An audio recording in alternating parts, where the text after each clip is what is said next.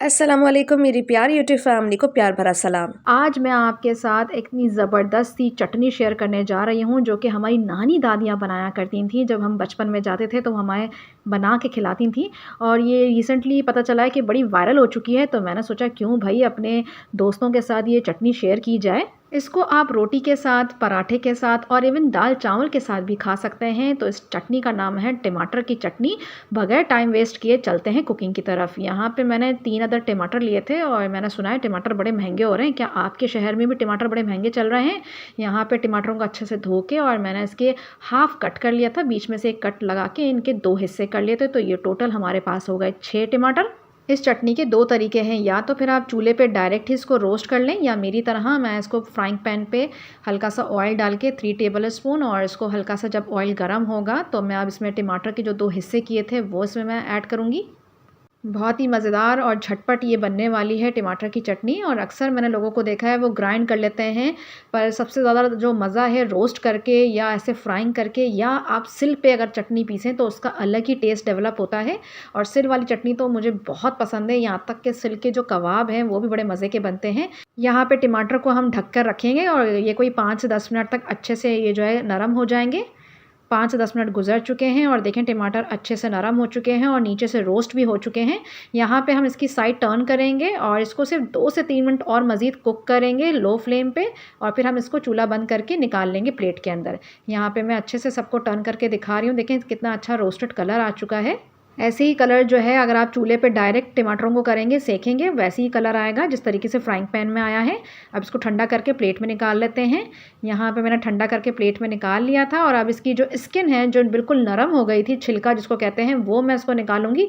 बहुत गर्म था इसलिए मैं कांटे और छुरी की मदद से इसका छिलका उतार रही हूँ।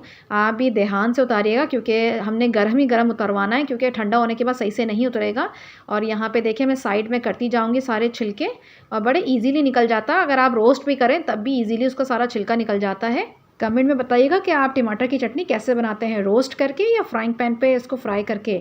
यहाँ पे मैंने उसी ऑयल के अंदर थोड़ा सा गार्लिक लिया था और ये लगभग जो है 7-8 जवे हैं, उनको बीच में से कट करके मैंने इसमें करा था और उसको फ्राई कर लिया था। ये देखें यहाँ पे अच्छे से रोस्टेड हो चुका है, लाइट गोल्डन कलर आ चुका था। अब मैं टमाटर को और जो मैंने गार्लिक यानी कि लहसुन को हल्का सा फ्राई किया था और बड़ा ज़बरदस्त सा इसका फ्लेवर एनहांस होता है।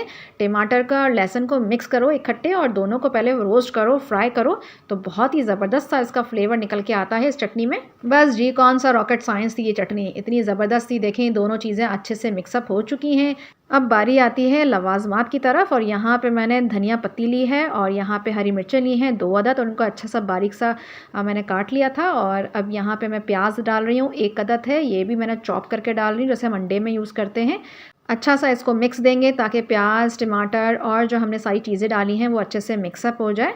अब बारी आएगी इसके मसालों की, जो बिल्कुल बेसिक से मसाले हैं पर बहुत ही अच्छा फ्लेवर देते हैं। यहाँ पे मैंने हल्दी डाली है 1 टीस्पून, और इसके बाद मैं इसमें कुटी लाल मिर्चें ऐड करूँगी। अगर आपके पास कुटी लाल मिर्चें ना हो तो आप पिसी लाल मिर्चें भी ऐड कर सकते हैं 1 टीस्पून। अपने टेस्ट अकॉर्डिंगली आप इसमें मिर्चों का ऊपर नीचे कर सकते हैं। यहाँ पे नमक हस्बे ज़रूर जा रहा है, वैसे मैंने 1 टीस्पून डाला था। बस इसमें एक यही मसाले इसमें ऐड होते हैं। अब मैं इसमें लेमन एक आधा लेके और उसको स्क्वीज़ कर रही हूँ, अच्छे से निचोड़ के डाल रही हूँ उसका रस। अगर आपके पास लेमन ना हो तो आप 1 चमचा आप सिरका भी इसमें ऐड कर सकते हैं, उसका ही बड़ा अच्छा फ्लेवर आता है।